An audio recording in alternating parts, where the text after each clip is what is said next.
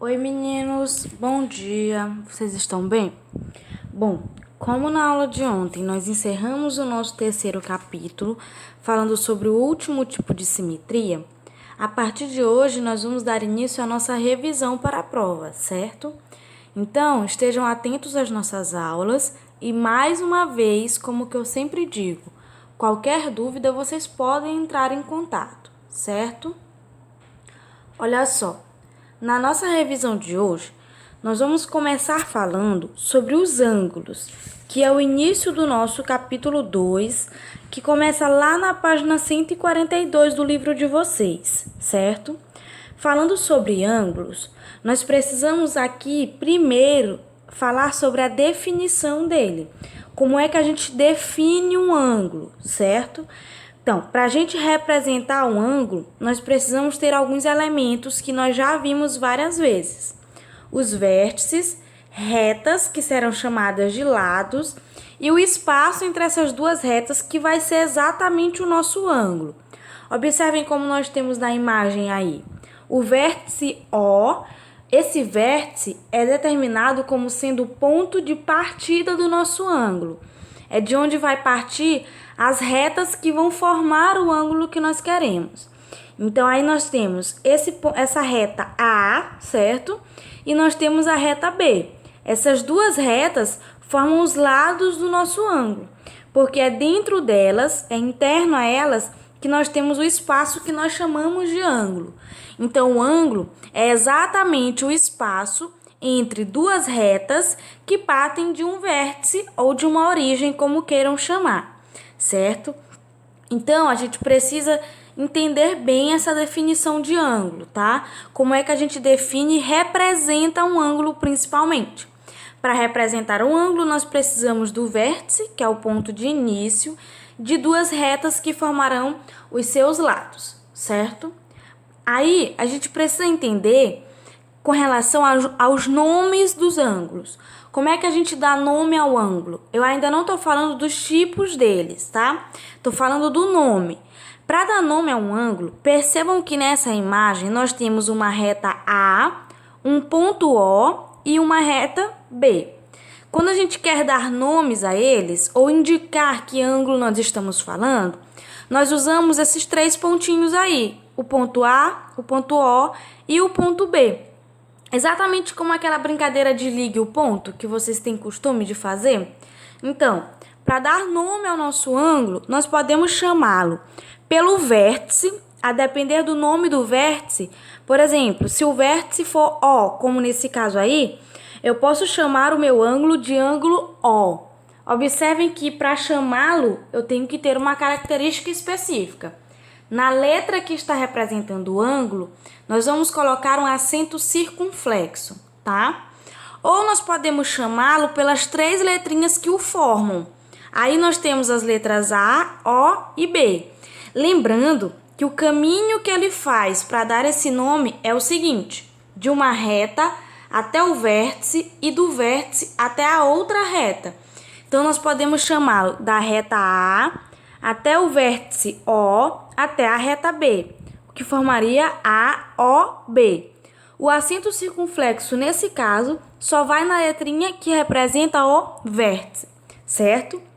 Ou nós podemos fazer o caminho voltando da reta B ao vértice O à reta A, BOA, certo?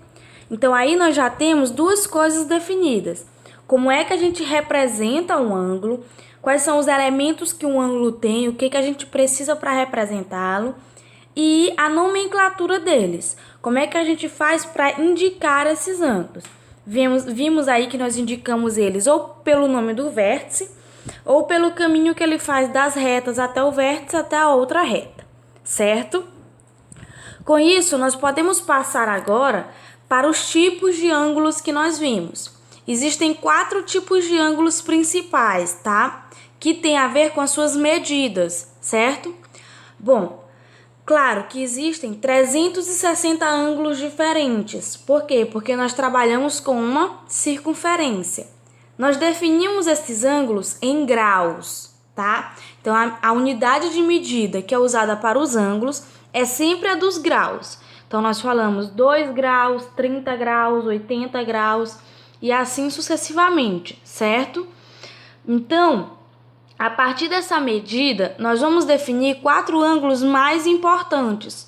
Não que os outros sejam menos, porém são os mais usados, que são o ângulo agudo. O que é o ângulo agudo? Percebam aí na imagem que vocês têm. O ângulo agudo, ele representa um ângulo que é maior do que 0 grau, certo? E menor do que 90, entendido? Então, para definir um ângulo agudo, vai ser todo o ângulo entre 0 e 90 graus. Quando a gente chega no 90 graus, que é um ângulo bem simples de entender, de verificar, a gente vai ter a formação aí de uma letrinha L.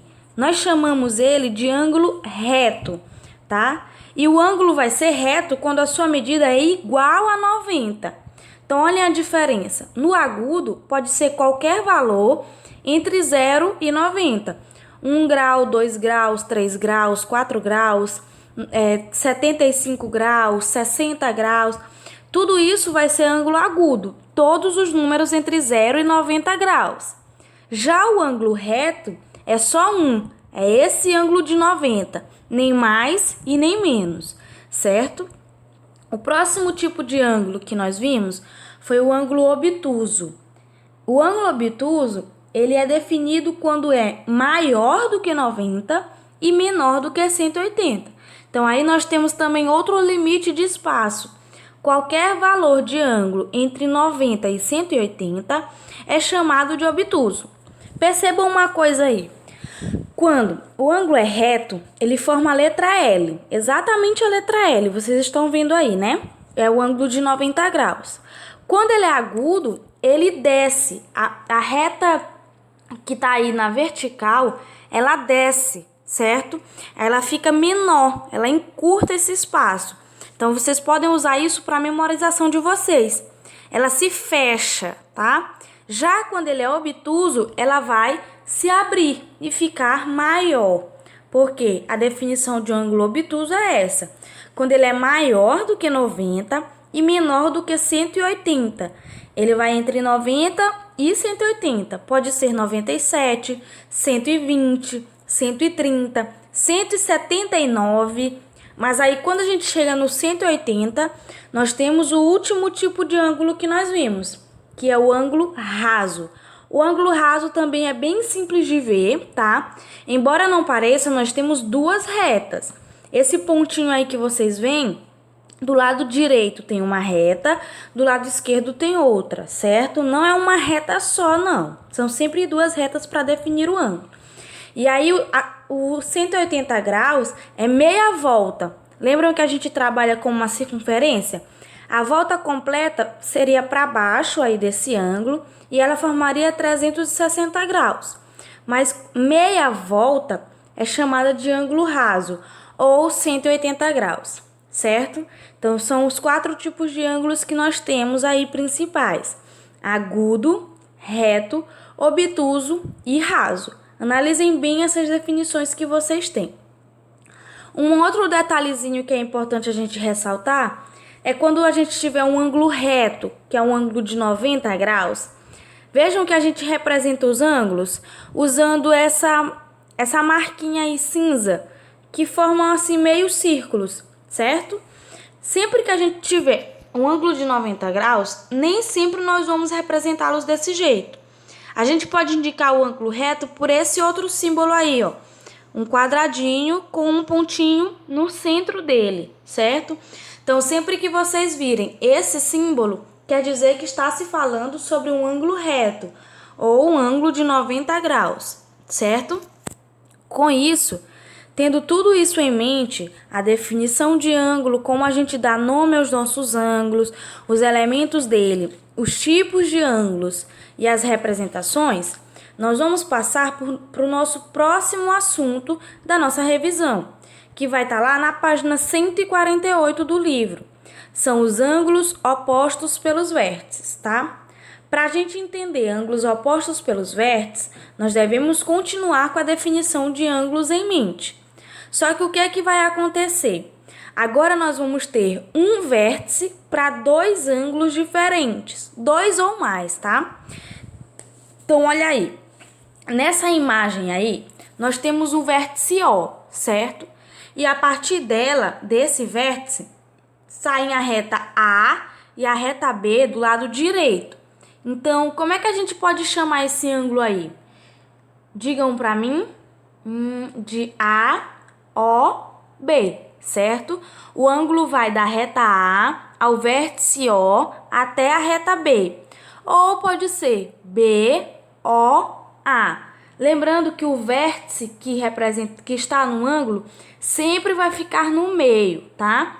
Então, é BOA, o acento circunflexo vai ficar no O. Ou então, AOB, acento circunflexo no O também, tá? O acento sempre fica no vértice.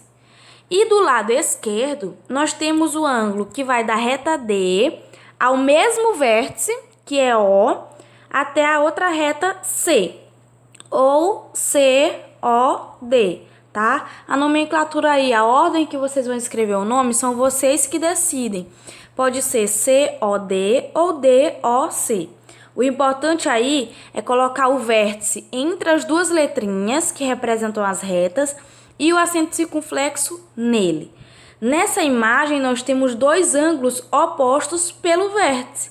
O que é oposto? Contrário, um do lado oposto ao outro, do lado contrário.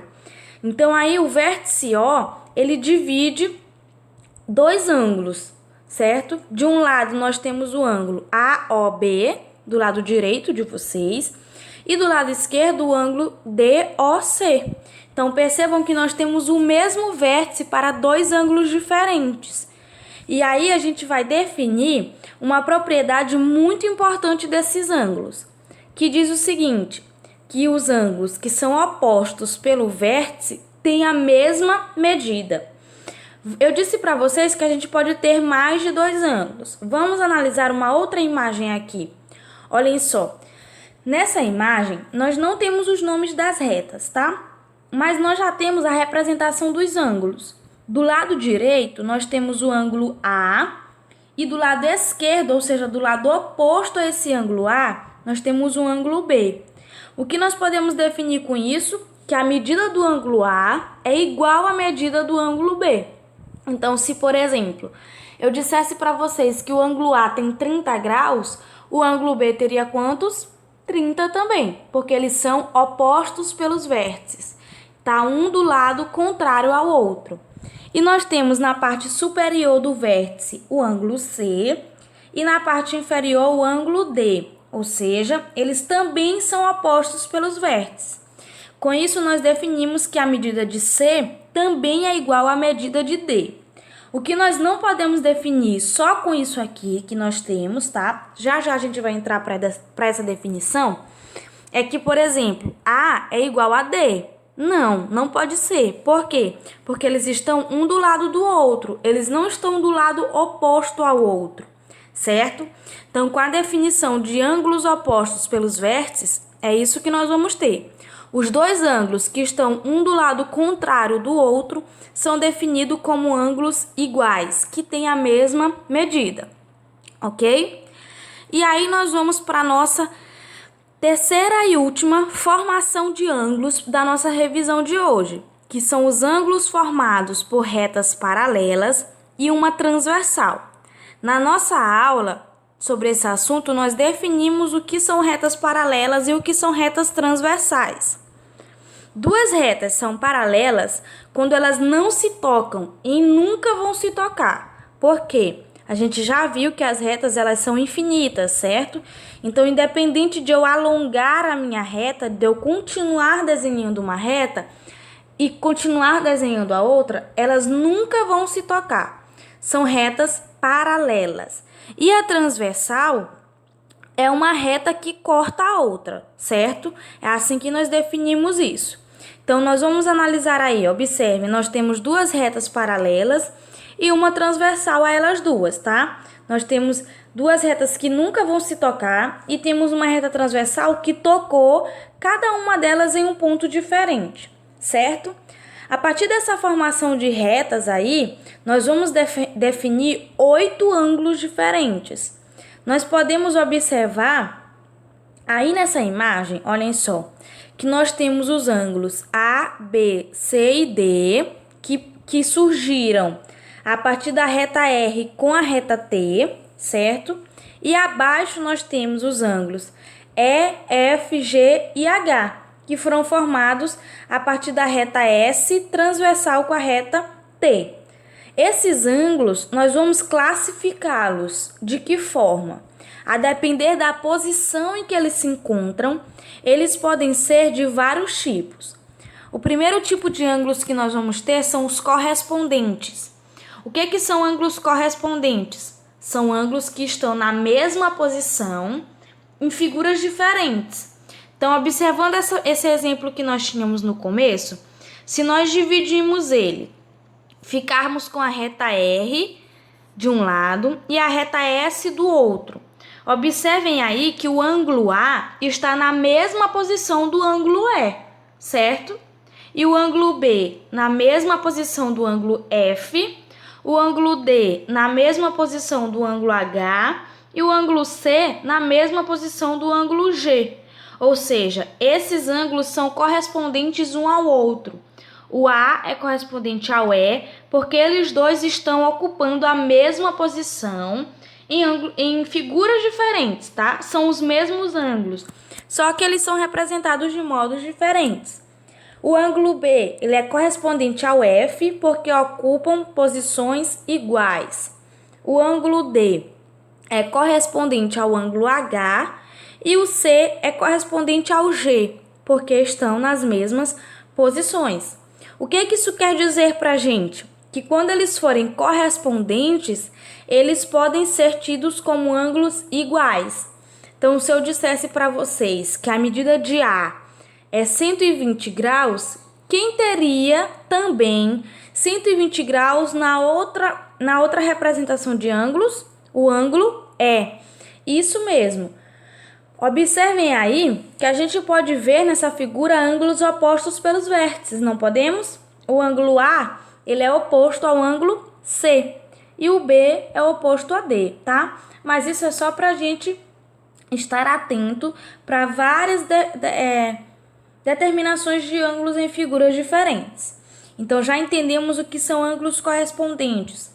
São ângulos que ocupam as mesmas posições em figuras diferentes, tá?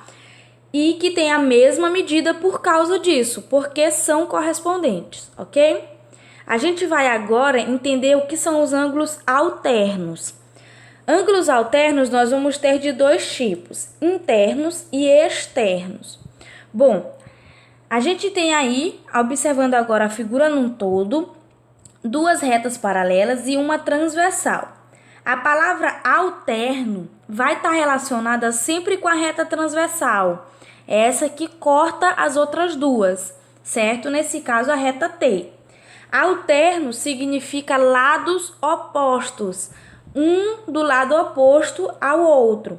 Então, com relação à reta T, nós temos aí que o ângulo A está de um lado e o ângulo B está do lado oposto a ele, certo? Isso vai ser alterno. O ângulo A é alterno ao B, um está do lado oposto do outro. Só que esses dois não têm nenhuma relação ainda. E aí nós temos internos e externos, para entender. Alternos internos. O que é internos? Na parte de dentro. Na parte de dentro de quem? Das retas paralelas, que são as retas R e S. No espaço de dentro delas. Quem é que está dentro delas? O ângulo D, C, E e F, certo? Para ser alterno, eles têm que estar de lados opostos, certo? Então, é o D, que é alterno ao C e ao F. Só que nós vamos pegar os ângulos que estão de lados opostos e de posições também. Se o D está aí na parte de cima, o alterno a ele vai ser o F, que está do outro lado lá embaixo, certo? Então, alternos internos. Lados opostos internos na parte de dentro. Então, D é alterno interno ao ângulo F. E C é alterno interno ao ângulo E, ok? E nós teremos os alternos externos. continuando com a mesma definição para alternos, tá? Lados opostos. Externos vai ser lado de fora de quem? Das retas paralelas. Então, quem está do lado de fora? A, B, G e H. Alterno ao ângulo A, nós vamos ter o ângulo G, que está do outro lado, lá na parte de baixo. Tem que estar totalmente oposto ao ângulo que nós estamos trabalhando. Então, o ângulo A é alterno externo ao ângulo G. E o ângulo B é alterno externo ao ângulo H, certo? Eles também terão as mesmas medidas por causa dessa definição. Os correspondentes têm medidas iguais porque ocupam as mesmas posições. Os alternos internos, um relacionado com o outro, tem as mesmas medidas. Então, aí se nós tivermos, por exemplo, alternos internos,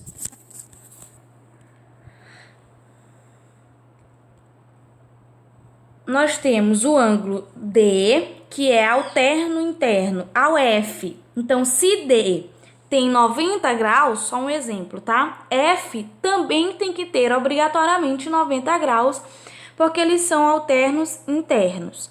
Para os alternos externos, se B mede 100 graus, quem é alterno externo de B? H. Então, H também vai medir 100 graus. E, por fim, a nossa última classificação, que são os colaterais. Colaterais também podem ser ou alternos, ou internos ou externos. Colaterais significa mesmo lado. Com relação a quem? A transversal. Então, quem é que está do mesmo lado aí com relação à transversal? Do lado esquerdo, o ângulo A, D, E e H. Do outro lado, B, C, F e G. Só que eles estão espalhados aí. E a gente vai ter colaterais internos, colaterais mesmo lado, internos parte de dentro das paralelas. Então, nós vamos ter aí o D e o E, que eles estão do mesmo lado na parte de dentro das paralelas. Do outro lado, nós temos C e F, que são colaterais porque estão do mesmo lado, internos na parte de dentro das paralelas. E os colaterais externos? Colaterais externos serão os que estão do lado de fora e do mesmo lado. Então, o A vai ser colateral ao ângulo H, porque eles estão do mesmo lado e estão do lado de fora. E também teremos o B, que vai ser colateral externo com o G. Estão do mesmo lado e do lado de fora, certo? Bom, assim nós encerramos a primeira parte da nossa revisão, tá? Espero que vocês tenham entendido tudo direitinho com relação a essas definições de ângulos, tudo que vocês precisam saber, tá bom? E aí a gente vai entender um pouco mais sobre eles na nossa próxima revisão. Na verdade, a gente já viu bastante coisa sobre eles. Nós só estamos relembrando o que ainda deve estar bem fresquinho na memória de vocês, certo? Até a próxima!